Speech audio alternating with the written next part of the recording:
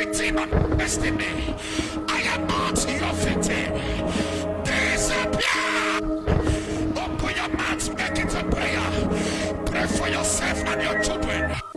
Whatever that is sitting on you, that is sitting on your children, that want to make them an object of mockery, that want to make them a thing of shame, ask the God of heaven to set it on fire, to set it on fire from your life and your body.